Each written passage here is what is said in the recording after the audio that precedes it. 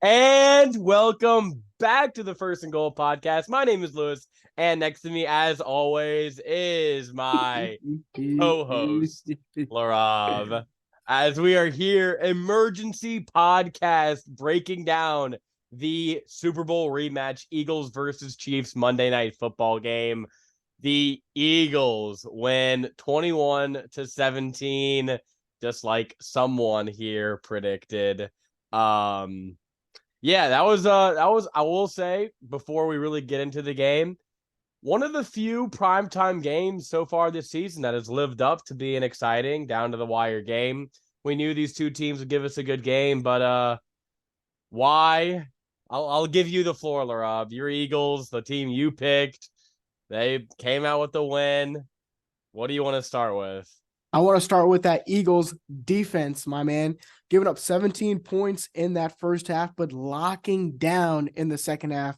Now, before I get too deep into our Was it the defense? before we get too deep into our little talk here, I just want to shout out Chris Watson and Marquez Valdez-Scantling. You guys are now Shanghai Sharks. Congratulations! No, they can't go anywhere this season.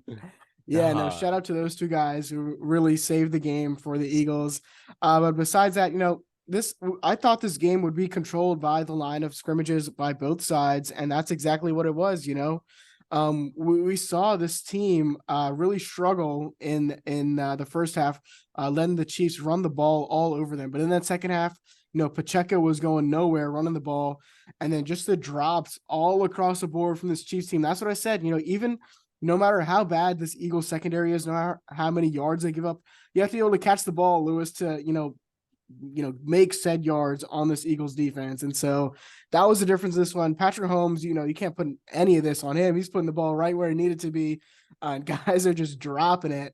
And so, that was a big thing in this one. Of course, only one turnovers by both teams in this one, but only one by Jalen Hurts. Now we saw in the Super Bowl that one turnover by Jalen Hurts turned into a fumble touchdown, but in this one, just a lowly interception in the middle of the field. And they, in the second half, we didn't really see them run the ball either. We know their identity is running the ball, but we really saw Jalen Hurts just air that thing out. And so that was also interesting to see.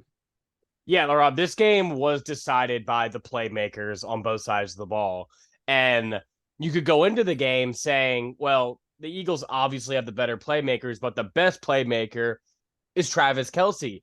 And I don't know what it is with him, but he's been super inconsistent this year. I know we can make all the Taylor Swift jokes. I'm going to get out of you right before you even start.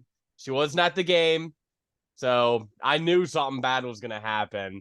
But and we could see the playmakers for the Eagles just constantly making plays. AJ Brown didn't have a good game. The Chiefs did a really good job of, like I said, Trent McDuffie, his insane his aura diffy aura, like I told you. He had an opportunity what did that mean? Make a pick six almost on that one little bubble pass. Yeah, that was gotta watch those shins. Gotta watch those shins. But I mean, what did it come down to? It came down to a Devontae Smith skinny Batman bomb that he hauled in, which allowed a basically go-ahead touchdown for the Eagles offense that put them ahead in that game. And then you flip it over to the Chiefs. They have a very similar play, and it just goes through Marquez Valdez-Scantling's hands. And that's the gamble you took, Kansas City Chiefs front office. When you traded Tyreek Hill, you basically said, we need to get younger, we need to get cheaper, and we need to get better defensively because defense wins championships.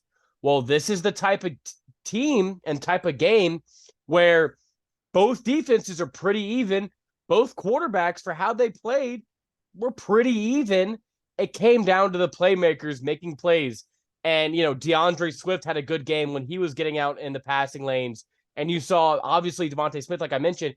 And who did the Chiefs have? Even Travis Kelce, who is their best playmaker, he had a crucial fumble in the red zone that just took all the momentum out when they had a 10-point lead in the second half that they were definitely going to score on that possession. So who knows what would have happened on that drive, but definitely points if he does not fumble there. So a lot of unfortunate circumstances for the Chiefs tonight. I really feel like I had the winning team in this game. The Chiefs outplayed the Eagles, but the Eagles, that's why, you stick with it. Never give up, never surrender. They stayed with it for the entire game. They made the plays late when they needed to. Their playmakers stood up. And when the Chiefs playmakers needed to make, their turn to put the game away, they couldn't do it. And that's the gamble you take when you go defense over offense, is that situation right there. Yeah, Lewis. Now, just looking at overall bigger picture, do you still feel like the Chiefs are the team to beat in the AFC, or do you feel like the Ravens, are starting to creep up over there? I mean, I still feel like it's the Chiefs. I still feel like I trust, even though this offense with the playmakers is very unsettling. I trust Mahomes and Andy Reid, and I really feel like they're gonna find a way to get the 1 seed. If the Ravens get the 1 seed, Laraib, I think the Ravens are going to the Super Bowl. But that's how big of a deal I think that home field advantage is going to play in this AFC playoffs. And I really don't think there's any other team who could grab it. Jacksonville, maybe, but Kansas City has the head-to-head matchup against Jacksonville. So it really is between Baltimore and Kansas City. Miami, no, because Kansas City has the head-to-head over Miami. So I feel like if Kansas City has the number 1 seed home field advantage, they will get to the Super Bowl. But it's about who they're going to face, Laraib. Now, I don't remember. Did you pick the Eagles to return to the Super Bowl, or did you say 49ers? I don't believe you have an episode of such matter. But if you're asking me at the moment, I Yeah. will pick the Philadelphia Eagles. I think tonight So do you think this can be a Super Bowl rematch? You think it's going to happen it could again? definitely be, but now I can't count out my guy Lamar Jackson, who I picked to win his division, which looks like they've secured at this moment. And now, moving forward, we see this Chiefs team fall to 3 losses now. This anybody's AFC to take the reins. And like you said, this Chiefs team just plays a different brand of football whenever everything runs to Kansas City. But they have to go to Baltimore on a cold January night. I like Lamar Jackson and the home field advantage, plus the way their defense plays. And like you mentioned, in a game where like this type of caliber, where you need the playmakers to go out and make plays, I can trust rookie Zay Flowers and OBJ more than I can trust little white boy Watson to make a catch in between the linebackers and, not drop the ball. No And Mark Andrews, though. That's going to be a big deal. Well, most definitely. That's Lamar's favorite target, his most consistent target. But I feel like Lamar Jackson's legs is X factor. Zay Flowers is, open up the deep game for them. And so I think it's going to be a really fun game to watch. I think we can call that game. I'm calling it right now. Ravens, Chiefs, AFC Championship. You can write that down right now. There's nobody else in that same class with them over there in that division, in my opinion. It's super upsetting with the Burrow injury, because I really think a healthy Burrow, they would have had a real shot to come out of this AFC. Just, you look at the Chiefs being vulnerable as they are, the Ravens pretty vulnerable as well, so they had a good shot. But let me talk through you the Chiefs' remaining schedule, because the number 1 seed is definitely in grasp. You have the Raiders, the Packers, or at Raiders, at Packers, home Bills, at Patriots, home Raiders, home Bengals, at the Chargers.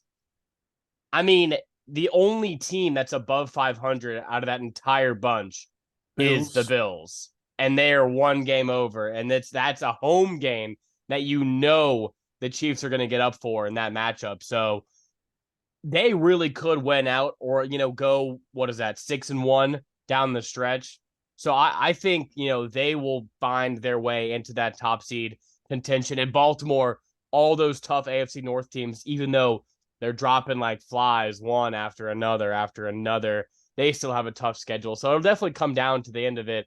But talking Eagles here, 9-1 now, 2-game lead over the Cowboys, including winning the first one. They still have a pretty tough schedule remaining, but we talked about this long stretch of schedule for the Eagles and how are they going to manage things. We saw early bumps from Jalen Hurts this season. That game against the Jets, which turns out to be their only loss of the season, he played pretty awfully. And sometimes it looks like he's injured, he's moving slow, but then you see him, pull off a quarterback draw in the red zone for a touchdown where he looks like the best athlete on the field. So what's your confidence level in Jalen Hurts going forward, Laraib? After this game where they battled in Kansas City, it has to be, 10. In my opinion, he's leading the class over there in the NFC. There's no one really who can stand up to him. And then just the way their team plays, like you said, the playmakers, when it comes down to those big moments, they will make those plays. Even when guys have bad games, there's always someone else to step up in that position. And so I feel like this team definitely has a grip on the NFC. But the thing is, Lewis, 2 weeks from now, 49ers Eagles matchup in Philadelphia. So that's gonna be, I feel like that could also be a huge What deciding time game. is that game? Like, what's So the? unfortunately, it's a 3:25 game. I would very much like to see that flex to Sunday Night Football. Just me and maybe What week everyone is else that? in the You said that's NFL. week 13. That will be week. Did we just finish week 10? Yeah, so the Sunday 11, Night Football 12. game. So yeah, that's week 13. So that's gonna be Kansas City at Green Bay that night. So me personally, but the Monday night game is Cincinnati at Jacksonville. So maybe no Burrow. They are now flexing Monday Night Football. Now that also means short week. I don't know if they want to do that to those caliber teams. Good week of football that week too, by the way. So I don't know. That's a good time slot, and Fox is going to want to keep that game. So that one's not getting moved. Yeah, for sure. But that's definitely going to be one to keep an eye on. Like the 49ers got back on track the last 2 weeks. And so the NFC race is definitely tightening up on the top two spots. But I really feel like we can give an edge to this Philadelphia Eagles team. But don't count out the 49ers, especially how they lost last year in the championship. Yeah, one quick thing I want to say about the Eagles is I feel like this Chiefs team, and the reason why I love them so much, especially, not only going into this game, but even last year in the Super Bowl, is just there's this kind of confidence about them when they get into these fourth quarter moments, these go or die moments that Patrick Mahomes and Andy Reid always find a way to figure it out. But now I feel like the Eagles are starting to capture some of that magic where just Jalen Hurts, the way they've been, we saw last year against that cupcake schedule, they were just dominating teams, and Jalen Hurts barely even played in those fourth quarters. But this year we're seeing a lot of closer games, a lot of, Jalen Hurts in the fourth quarter making plays, making winning plays, controlling the game, putting games away, just doing the small winning things that the great teams always do on a consistent basis. So now we're seeing the Eagles starting to, do these things pretty consistently, that to where I really think them and the Chiefs on just a pure, I don't know, confidence level. Like if the Eagles are down by 4 points and there's 2 minutes left in the game, I feel confident that they're going to come and get a touchdown on that drive. I felt confident, and you did too, even though it didn't happen, that the Chiefs were going to score. And if it wasn't for a drop, yeah, they were going to score on that play. So I really hope, honestly, that this is a Super Bowl rematch. I usually do not root for Super Bowl rematches, but I think this will be just such a stellar game. It truly would be a pick-em, in my opinion, because it's on a neutral site. But I don't know. Do you have that feeling with the Eagles now, the kind of like what I do, just that confidence that they can get things done in these late game execution moments? Most definitely, and whenever you have a play that guarantees you 1 yard whenever you need it, it just instills in you a different level of confidence that hey, and then in this type of situation, we can do this S word right there. We can do this when nobody can stop us. And that just gives a team just a different level of aura, a confidence, swagger, bravado, if you would say something like that. And so for sure, and like you said, when these two teams are down double-digit points in any sort of game, you have the confidence that they can come back in those sort of games. When you look at anybody else, if you look at the 49ers, is Brock Purdy, leading the game-winning drive or, game-winning, fourth quarter when they're down 10 points? Does he have that sort of confidence? Does he instill that in you? Now, of course, Josh Allen and Lamar Jackson, you can never count them out in any sort of game, but it's just Mahomes good or bad are just on a different level, and at least in the last couple of seasons. Yeah, I ultimately think, Laraib, that we're certainly coming. It seems like this is going to be a rematch, but there's still a lot of season left. This is going to be our only recap breakdown of the week. We have the holidays coming up, things like that. Our predictions episode still TBD because Thanksgiving is on Thursday. So we'll let y'all know whenever we get that knocked out. Rob, did you want to talk about any other games from the weekend that really stuck out or any other big notable matchups? Well, talking about teams that had to come back after being down double-digit scores, the Lions in a close game, almost losing to the Bears. Maybe Jared Goff's that guy who can come back down in the fourth quarter when you need him to. You're not playing the Bears in the playoffs. Well, who knows over there in that NFC division after the That's Vikings true. and my Seahawks lost this past week. Geno Smith questionable for this Thursday night game against the 49ers. And so we'll see. Sort of are the Seahawks in trouble, Laraib? Oh, most definitely. We are about to go on a five game losing streak. If I'm going to be honest, we play the 49ers twice, and of course we play the Eagles. Yeah. So this Thanksgiving you host the 49ers, you go at Dallas, and then you go at the 49ers. No buys in between, by the way. That was your week 5 bye, and then you have home for Philly, and then the rest of the schedule is not that bad, but.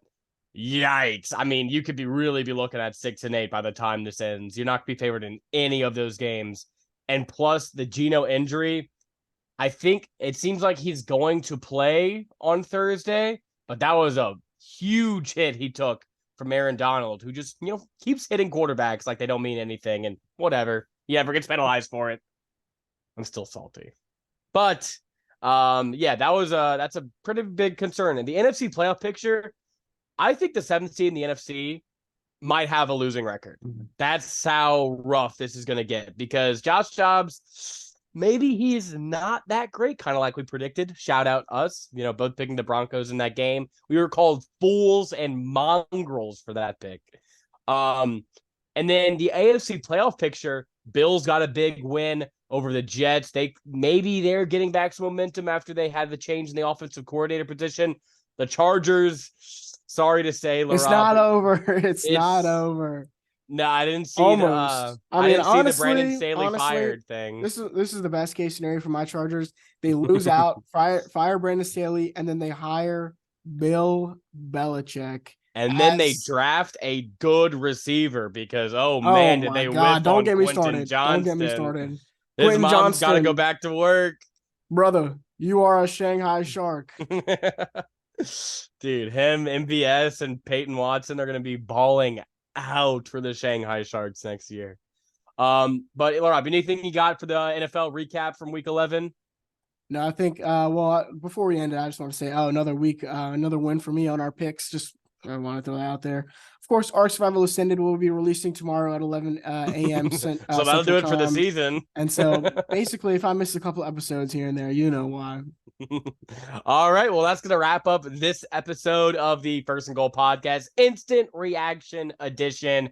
We hope y'all enjoy. If y'all like things like this, come playoff time, come these big games down the rest of the season, let us know. Continue to put out banger, quick episodes like this because that's how we like them.